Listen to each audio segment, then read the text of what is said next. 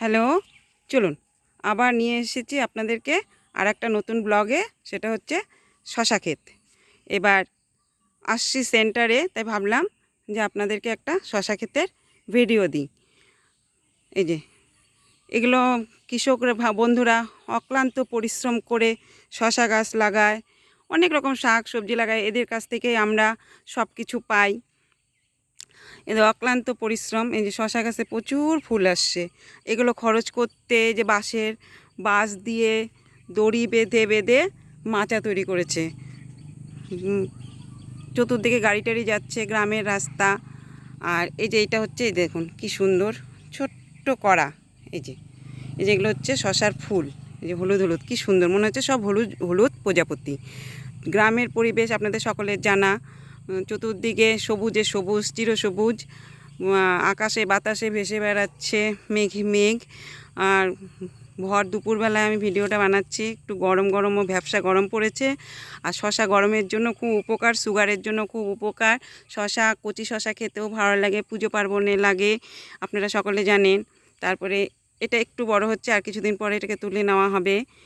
এই যে আর একটা কড়া পড়েছে, শশাতে পোকাও লেগে যায়, এর কিছুদিন পরে দিবে ওষুধ।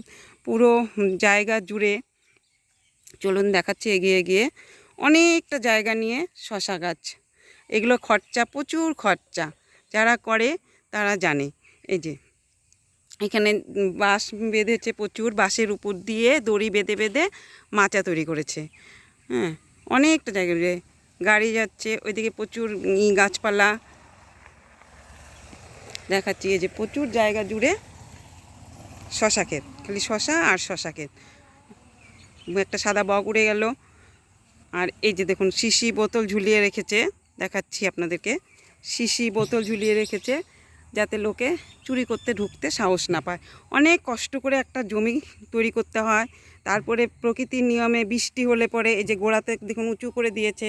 এরপরে যখন প্রচুর বৃষ্টি শুরু হবে, এগুলো জমিতে জলে ভরে যাবে, সেই সময় আবার আপনাদেরকে দেখাবো। তখন প্রচুর ফসলে নষ্ট হয়ে যায়, গোড়া পচে যায়, নষ্ট হয়। এদের তখন দামও বাড়ে। শশা খেতে অনেকেই পছন্দ করেন, ভালো লাগে শশা। আর কি বলবো, তো যাই হোক, ভিডিও বানাতে সময় লাগে, ভিডিওতে অনেক কিছু বলতে হয়।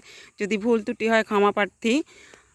অক্লান্ত পরিশ্রম কৃষক বন্ধুরা করে আমাদের জন্য, ওনারা যোগান দেয়, তারপরে আমরা পাই। আকাশে বাতাসে গাছে সব জায়গায় পাখি উড়ে বেড়াচ্ছে, বিভিন্ন ধরনের পাখি ডাকছে। একটা টোটো আসছে, এটা হচ্ছে কলাবাড়ি বস্তি 1 নম্বর পঞ্চায়েত এরিয়া, নাগরাকাটা ব্লক। একটা টোটো যাচ্ছে। এই যে তুমি ফিরবা এখন। শশা কিছু কিছু হয়েছে, কিছু কিছু এরপরে যখন প্রচুর হবে শশা তখন আপনাদেরকে দেখাবো। এখন কেবল ধরতে শুরু করেছে। এই যে দেখুন কি সুন্দর কড়া এসেছে। এই যে বাইক যাচ্ছে। এই যে শশার ফুলগুলো এত সুন্দর, মনে হচ্ছে সব হলুদ প্রজাপতি।